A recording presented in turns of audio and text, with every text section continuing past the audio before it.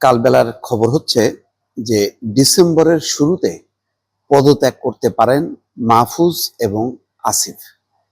এই দুইজন উপদেষ্টা ইতিমধ্যে নানাভাবে বিতর্কিত হয়েছেন। সর্বশেষ বর্তমান উপদেষ্টা পরিষদ নভেম্বরের পর নির্বাচন কমিশনের অধীনে চলে যাবে, তার আর কোনো নিয়মিত কার্যক্রম থাকবে না।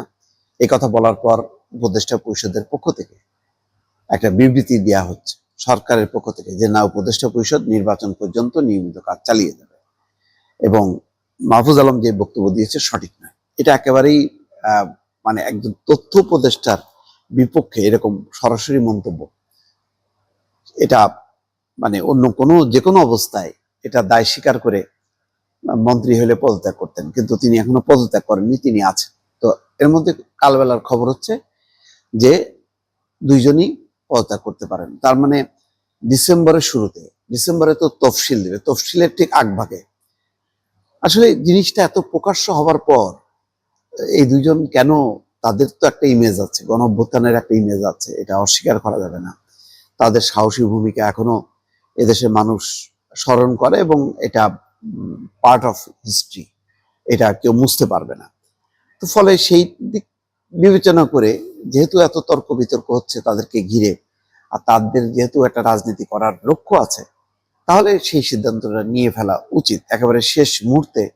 তখন যেহেতু আর কোনো উপায় নেই, নির্বাচন করবে, সুতরাং ওই রকম অবস্থার আগেই তাদের একটা পজিশন নিলে মানুষ ভালো বলতো। নতুবা বিষয়টা একটা ওই সমালোচনার মধ্যেই থাকবে। যেমন নাহিদ ইসলাম আরো আগে পদত্যাগ করলে ভালো করতো, একদম দল করার একদিন আগে পদত্যাগ করে একদিন পরেই দলে জয়েন করা, জিনিসটা দৃষ্টিকটু হয়েছে। তো সেই দৃষ্টিকটু কাজগুলো কেন করবেন যেখানে এত আলোচনা সমালোচনা হচ্ছে? আর আসিফ মাহমুদ সজীব ভুঁইয়া তো আরো মারাত্মক একটা কাজ করছে, 10টা চুক্তি নাকি বাতিল হয়েছে ভারতের সাথে, তালিকা দিচ্ছে, আবার আরো কোন কোন বাতিল হবে সেই লিস্ট সুদ্ধা হাজির করছে ওনার ব্যক্তিগত ফেসবুকে। পররাষ্ট্র উপদেষ্টা তহিদ হোসেন বলছেন যে আমি এটা ব্যাপারে অবগত নয়, উনি এগুলি না দিলেও পারতেন। বিব্রত মোটামুটি বলা যায় আসিফ মাহমুদ সজীব ভুঁইয়া এবং মাহফুজ আলমের কারণে পুরো উপদেষ্টা পরিষদ বিব্রত হয়েছে। এরকম একটা ক্যাবিনেটে থেকে অন্যদেরকে বিব্রত করে পদে থাকাটা কেমন দেখা যায়? তো আমি এটা বুঝলাম না, মানে এত ক্রেজি হওয়ার তো কিছু নেই। এর থেকে তো তারা জীবনের ঝুঁকি নিয়ে বড় যে কাজটি করেছেন সেই কাজের তো কোনো শেষ নাই।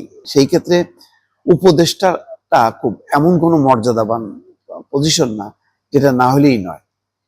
মানে কি আছে যারা জীবন উৎসর্গ করতে রাজি ছিল একটা গণঅভ্যুত্থানের জন্য, তারা উপদেষ্টা পরিষদ ছাড়তে, এবং বিশেষ করে যেহেতু একটা বিতর্ক হয়েছে, সরকারের অবস্থানের বিপরীতে অবস্থান তারা নিয়ে ফেলছে, সেখানে একটা তাদের নৈতিক অবস্থান থেকে এটা দাবির ব্যাপার না। এখন রাজনৈতিক দলগুলো তো বলেছেন যে দল ঘনিষ্ঠ কারণ না থাকার জন্য, সেটা জামাত যদি বলে থাকে, এরকম কেউ যদি সেটা সত্যি সত্যি করে থাকেন, আমি মনে করি তাদেরও পদত্যাগ করা উচিত।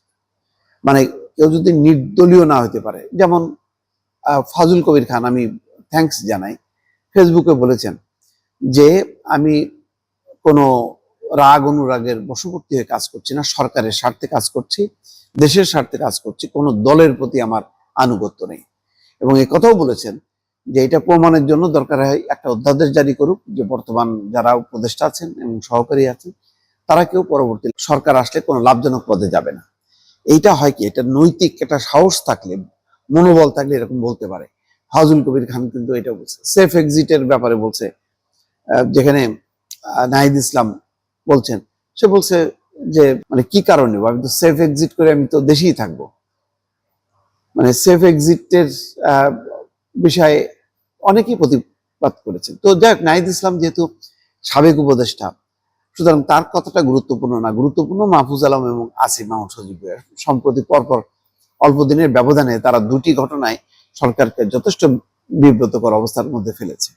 তো সেই অবস্থায় ক্যারি করে একেবারে ডিসেম্বরের শুরুতে, তার মানে ডিসেম্বরের তো ফার্স্ট উইকেই তফসিল ঘোষণা করবে, ঠিক ওই সময় পদত্যাগ করে নির্বাচনের না যে আর একটা মাস শীত, এই একটা মাস আগে পদত্যাগ করলে আমার মনে হয় যে আরো তারা স্বাধীন মুক্তভাবে চিন্তা করতে পারতো যে কি করা উচিত আর কি করা উচিত না। দর্শক।